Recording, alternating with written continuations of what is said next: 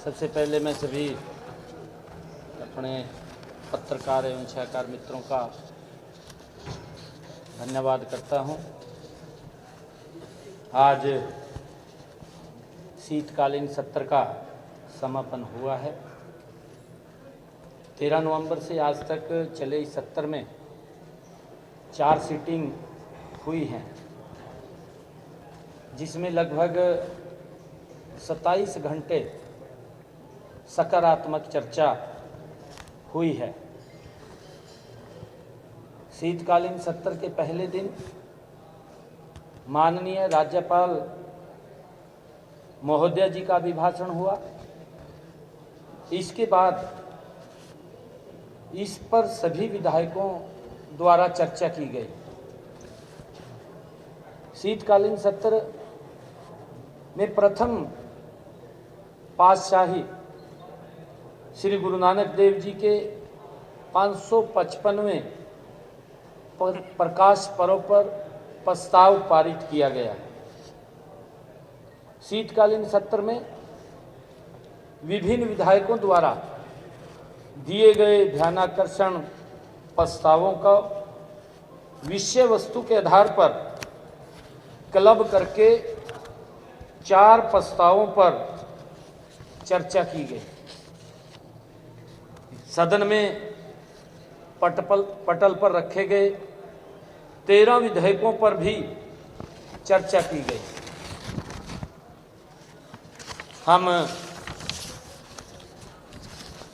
मैं राज्य की जनता का हरियाणा में हमारी सरकार को तीसरी बार विजयी नॉन स्टॉप विजयी बनाने के लिए हृदय से आभार व्यक्त करता हूं।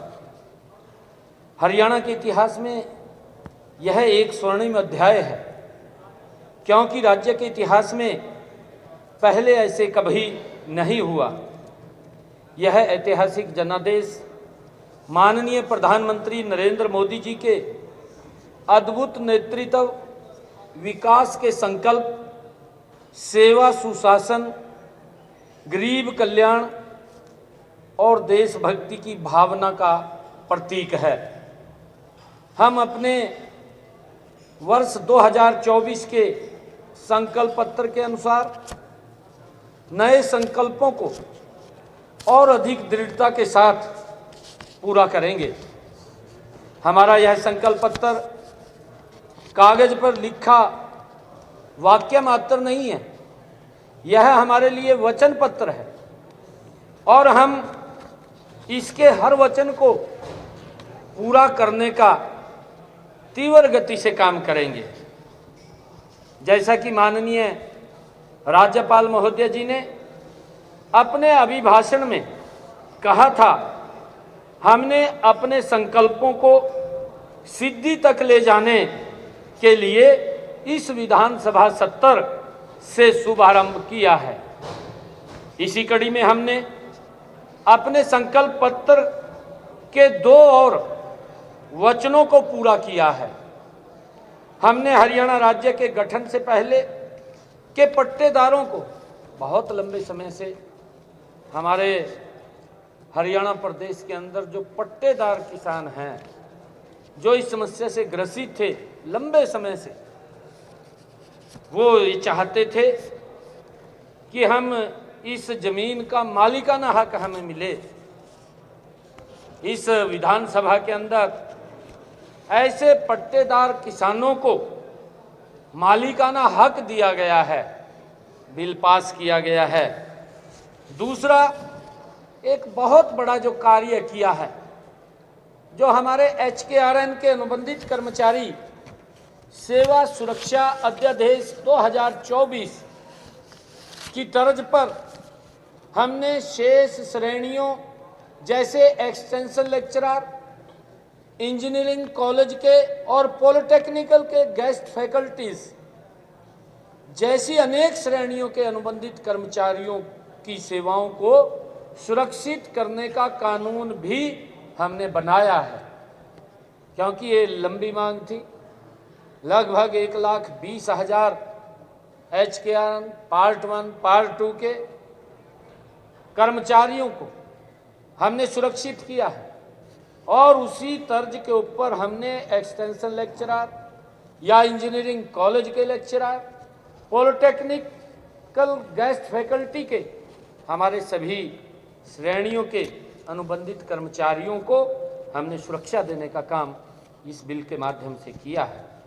मैं माननीय विधानसभा अध्यक्ष महोदय का भी धन्यवाद करता हूं, जिन्होंने इस सत्र में सब सदस्यों को खुलकर चर्चा करने का अवसर प्रदान किया है। माननीय अध्यक्ष जी ने एक भी माननीय सदस्य को, हमारे 40 नए माननीय सदस्य इस विधानसभा के अंदर आए हैं, हर माननीय सदस्य ने अपने क्षेत्र के साथ साथ बहुमूल्य सुझाव वो दिए हैं और उसके लिए माननीय अध्यक्ष महोदय ने खुलकर के समय हर सदस्य को दिया है ताकि वो अपनी बात को खुल करके रख सके, चर्चा कर सके। मैं सभी विधायकों का भी दिल से धन्यवाद करता हूं जिन्होंने सार्थक चर्चा की है। उनके द्वारा किया गया विचार मंथन और निर्णय अत्यधिक रचनात्मक व उपयोगी रहा है। मैं इस सत्र को सफल करने में परिश्रमिक करने वाले सभी अधिकारियों, कर्मचारियों और मीडिया कर्मियों का भी दिल से बहुत बहुत धन्यवाद करता हूं। और क्योंकि ये सरकार, ये हरियाणा प्रदेश के 2,80,00,000 लोगों की जो भावनाएं हैं, जो उनका आशीर्वाद वो मिला है, हम पूरी हमारी सरकार और पूरी टीम मिलकर के आदरणीय नरेंद्र मोदी जी के नेतृत्व में तीव्र गति से हरियाणा को नॉन स्टॉप आगे ले जाने का काम करेंगे। आदरणीय प्रधानमंत्री जी के उस संकल्प को, जो प्रधानमंत्री जी ने संकल्प लिया था कि जब इस आज़ादी का हम 100वां वर्ष मनाएंगे, जब 2047 तक ये भारत ये विकसित राष्ट्र बनेगा, उसके लिए जी तोड़ मेहनत करेंगे। हम आदरणीय प्रधानमंत्री जी के उस संकल्प को आगे बढ़ाते हुए हरियाणा को 2047 तक विकसित करने का हमारी सरकार प्रण लेती है। आदरणीय प्रधानमंत्री जी के साथ कंधे से कंधा मिला करके हम भारत विकसित बनेगा, हरियाणा भी उसके साथ तीव्र गति से विकसित बनेगा। मैं सभी को पुनः बहुत बहुत बधाई और शुभकामनाएं देता हूं और हमारे मीडिया कर्मी, हमारे विधानसभा के सभी कर्मचारी, हमारे माननीय अध्यक्षगण, हमारे अधिकारीगण, जो भी इस सिस्टम के अंदर विधानसभा के संचालन के अंदर जिन्होंने अपनी भूमिका अदा की है, या हमारे हरियाणा प्रदेश के ऐसे लोग जो एक एक सेकंड की नज़र इस विधानसभा के ऊपर रखे हुए थे कि सरकार क्या निर्णय कर रही है, उन सब का भी मैं दिल से बहुत बहुत धन्यवाद करता हूं और सभी को बहुत बहुत बधाई देता हूं।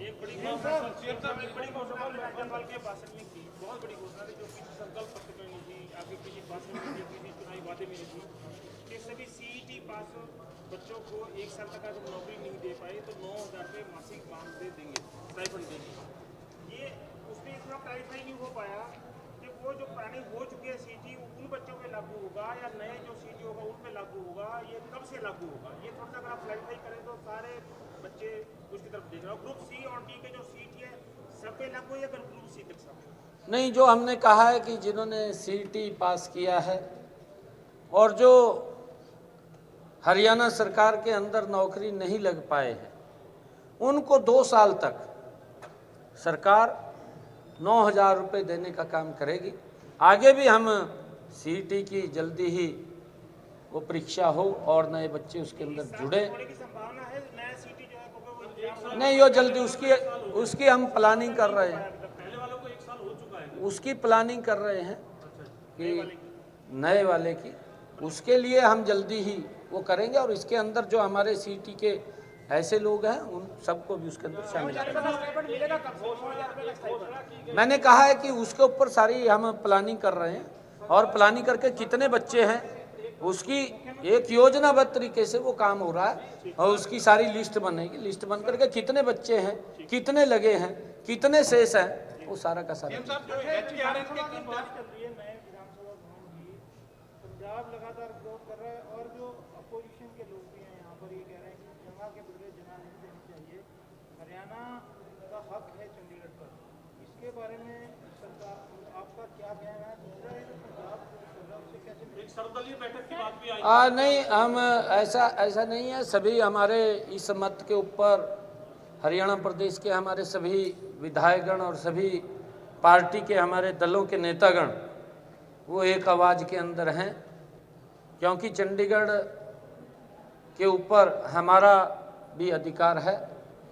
मैंने पहले भी ये बात कही थी, क्योंकि पंजाब को भी आवश्यकता है। हमारे पास कई प्रस्ताव हैं, पंजाब को भी आवश्यकता है। उन्होंने भी अपना नया भवन बनाना है, वो भी ज़मीन लेकर के बना सकते हैं, उनको क्या दिक्कत है? इस प्रकार की दिक्कत नहीं करनी चाहिए। और हुड्डा साहब ये कह रहे हैं कि यहाँ पे एक्सटेंड करो, आप जमीन के बदले जमीन क्यों दे रहे हो जब हरियाणा की जमीन चंडीगढ़ में है ही? नहीं, देखिए उसके अंदर, क्योंकि ये सारा का सारा एरिया जो है उसके अंदर आता है, ये हेरिटेज के अंदर आता है और हेरिटेज के कारण क्योंकि यहाँ पर हम कुछ एक्सटेंशन नहीं कर सकते, वो बड़ी दिक्कत है। परंतु अगर तो पंजाब को आपका सुझाव है वो भी अपनी बड़ी बनाए, क्योंकि डिलिमिटेशन तो वहाँ पे भी होगी।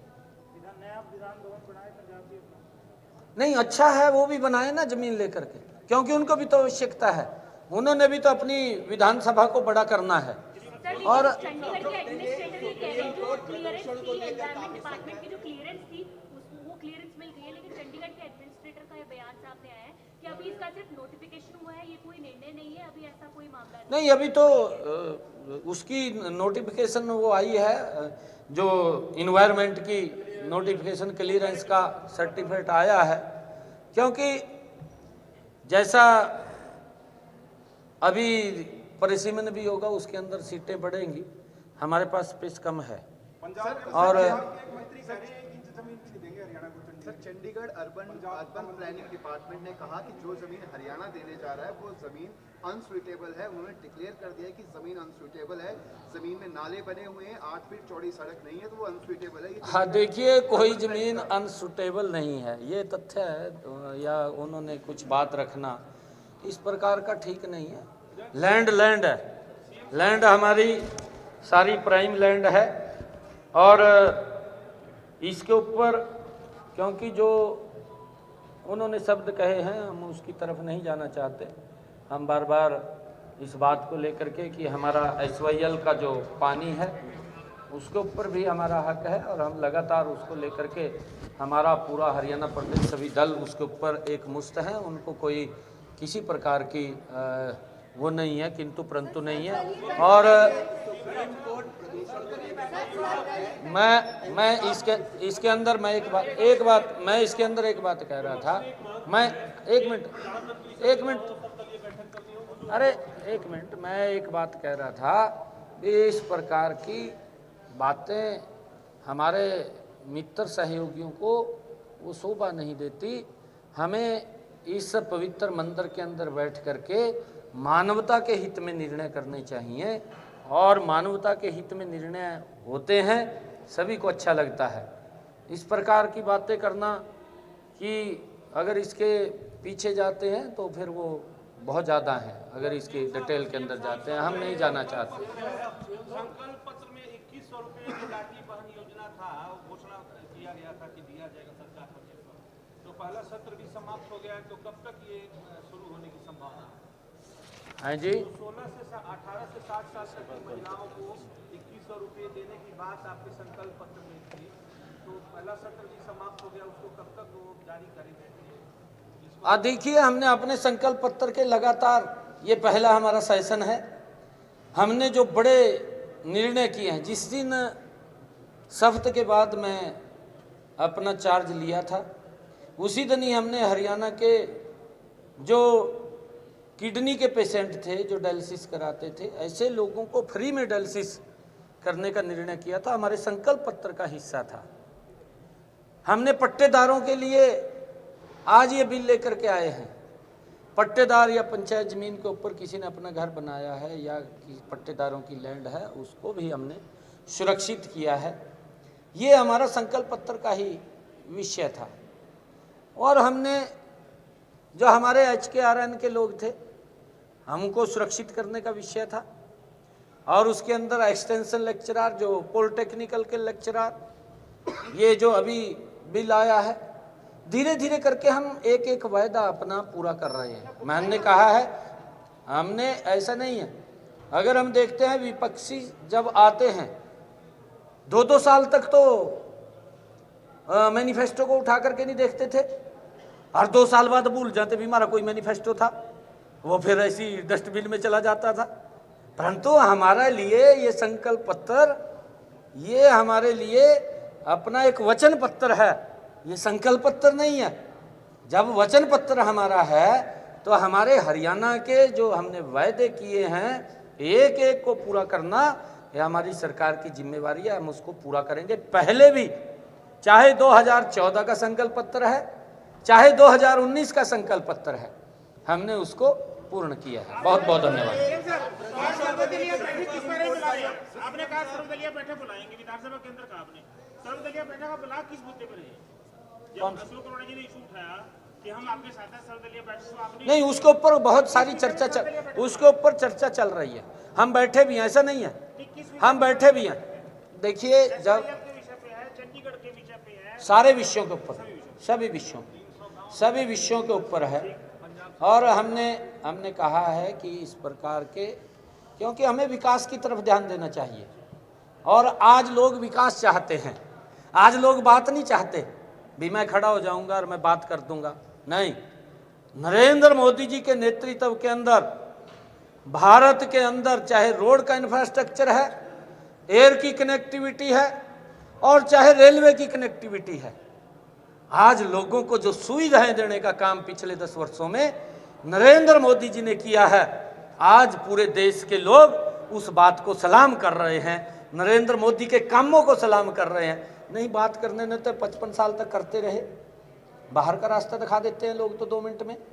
और मैं पंजाब के जो आम आदमी की सरकार है, भगवंत मान साहब को कहूँगा कि आप प्रदेश के लोगों की चिंता करें, वहाँ को क्या सुविधा देनी है क्या नहीं देनी, मुझे बताने की जरूरत नहीं है। क्योंकि मैं इसलिए बता रहा हूँ कि माननीय सुप्रीम कोर्ट ने पराली के प्रबंधन को लेकर के फटकार लगाई थी। मैं इसलिए कह रहा हूँ, कभी वो समझ ले कि उसका सुझाव ठीक नहीं है। मैं सुझाव अपनी तरफ से नहीं दे रहा हूँ, क्योंकि समझ लेता है कि मैं उसको सुझाव क्यों मानूं। मेरा सुझाव नहीं है, सुझाव माननीय सुप्रीम कोर्ट का है, और सुप्रीम कोर्ट ने सुझाव दिया। हम ये कहते हैं कि जब माननीय सुप्रीम कोर्ट कह रहा है वहां पर सुविधाएं दे, किसान को जाम न लगाने पड़े, किसानों को पंजाब के अंदर बैरिकेड लगा करके बैठना ना पड़े, वो वहां के किसानों को MSP दे, जैसे हम हरियाणा में दे रहे हैं, पंजाब के किसानों को भी देना चाहिए। वो लगातार इसके लिए संघर्ष कर रहे हैं। मुख्यमंत्री आपका ये पहला सेशन था, जितने फैसले आपने लिए कैसा लगा आपको? पहला सेशन था।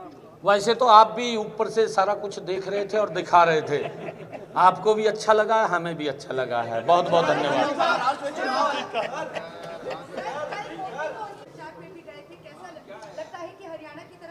बिल्कुल इतिहास रचा जाएगा, और मुझे खुशी है इस बात की कि ये मोदी की सरकार पहली ऐसी सरकार है जिसने जीरो ग्राउंड के ऊपर लोगों को लाभ पहुंचाया है। जो गरीब व्यक्ति है, अंत्योदय की भावना से उसको सरकार की योजना के साथ जोड़ा है और डायरेक्ट लाभ पहुंचाया है। हर क्षेत्र के अंदर अगर हम देखेंगे पिछले 10 वर्षों में मोदी के नेतृत्व वाली सरकार ने आम व्यक्ति के जीवन को सरल, सुगम, मजबूत करने का काम किया है, और उसका परिणाम है कि आज लोग नरेंद्र मोदी जी से प्यार करते हैं।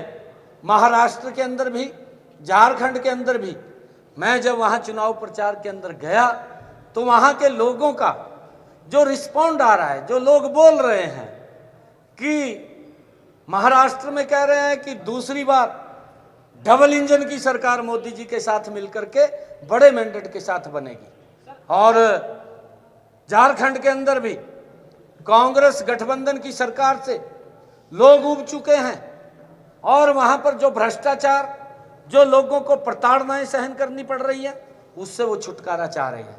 अब वहां पर भी झारखंड में भी भारतीय जनता पार्टी की सरकार बन रही है। मैं लोगों से अपील करूंगा कि ज़्यादा संख्या में घरों से बाहर निकल करके अपना मतदान दें, राष्ट्र हित में दें, राष्ट्र के विकास में दें, मोदी जी की मजबूती में दें, और वहां पर कमल का और एनडीए की सरकार बनाने का काम करें।